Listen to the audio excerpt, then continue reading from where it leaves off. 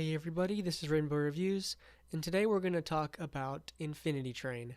It's the best current show right now, and I'd like to argue that point in this video. So let's just jump right into it. Also, beware, minor spoilers ahead for books 1 through 3.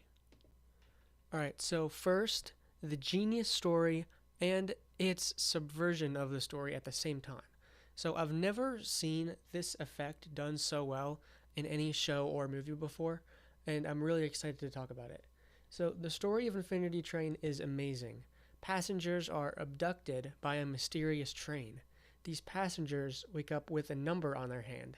They grow as a person, they learn lessons, and they get their number down to 0 by learning these lessons. And after it gets to 0, they get their exit from the train. An already compelling story, but Infinity Train takes this a step further, which is really impressive to me. Like, for example, Book 1 of Infinity Train follows Tulip, a passenger trying to get her number down, like normal.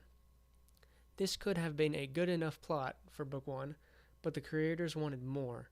They added a rogue element into the book when the plot was already great. This rogue element was Amelia. She was a passenger absorbed by the loss of her significant other. Instead of overcoming their grief like she's supposed to, she takes control of the train and tries to bring her lover back.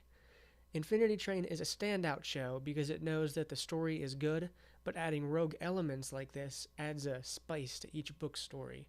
So let's write this down as an important aspect to keep in mind. And Infinity Train is also very good at portraying character relationships. This is a very notable thing in the series, and if you've watched all 3 books, you definitely know what I'm talking about. Tulip, can you come down here, please? Yeah? Tulip, I'm so sorry, but your dad can't take you to camp. What? What do you mean? You said if I brought my grade up in English, I could go. You and Dad signed a contract and everything. So Book 1 has Tulip and her divorced parents. Book 2 has Lake and Jesse. What you watching? Nothing. Didn't sound like nothing. And Book 3 has Simon and Grace. I said it. No, you didn't. And the conductor was huge. Grace saw him. He blocked out the sun. There's true emotion in the deliveries too. It's amazing. And Infinity Train doesn't pull any punches either. Heck, Book 3 is about young adults indoctrinating other children into a cult. Like, it's such a dark story, but I love it. It's so captivating. Like, Book 3 is a kind of Lord of the Flies situation. So, character relationships are realistic, especially when you see in Book 1, Tulip and her parents going through the divorce process and all of that.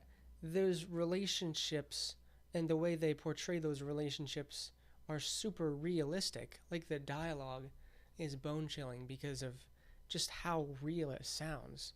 And the voice acting really brings this through. The voice acting in all 3 books is amazing, and it really makes the characters shine in their roles. And the show also isn't afraid to have a darker story. Like I said, in Book 3, people die. I mean, people die in all 3 books, but Book 3 especially has a lot of death in it. But it makes for such a compelling story that is for all ages, really. And the world building is so mysterious. Every book that we get gives us new information about how the train works specifically. This is the kind of world building that Infinity Train excels at, because, as the name suggests, the train is the main plot of the story, and it's the main thing that we know the least about. And every book slowly starts to unravel what the train is about, maybe its dark origins, and how things on the train can work. Like, for example, in Book 1, us and Tulip, we all find out how train cars can move on the train. They're not stationary. They can, roll up the side of each other and shoot down to the back or the front to, adjust the order of how the cars go so that passengers can have train cars that relate to their specific lesson that they need to learn.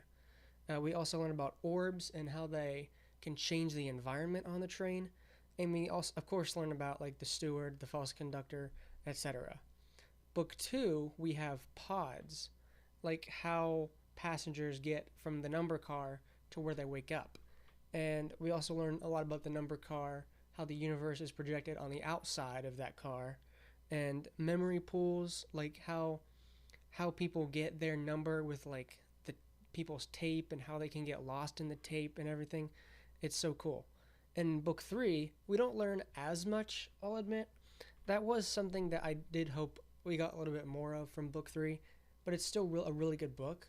We did learn about like Amelia's new technology and how she might be working for 1-1, ejected cars, and what the heck Hazel even is. We didn't even get an answer on that in this book. And we also learned about exploding gomes. Like, the gomes are like little insect things that fly around and can kill you, and they exploded when Simon was killed. So we learned a lot more about that. We get just enough info to keep the train mysterious, and I love that.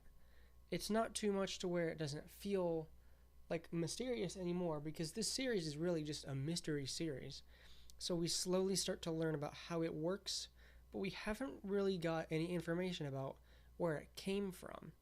So we're probably going to get information on that in the later seasons. But point is, Infinity Train is rolling out its story in the background of its world as a slow burn, and I love that fact. The synth music of Infinity Train is also amazing. Each book's theme is distinct, which gives them all a unique feel. I especially love this track from Book 3, Episode 10, The New Apex.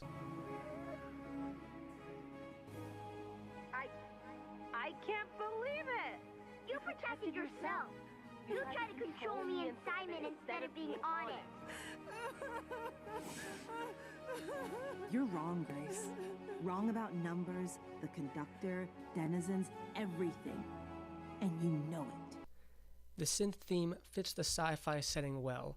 Even the simple 4-note theme has thematic significance. It's also relatively challenging to mix synth with calm, but Infinity Train also excels at this. And I love the theme, I love the atmosphere it creates. It's all around one of the best aspects of the show. So yeah, that was my analysis of why Infinity Train is so great.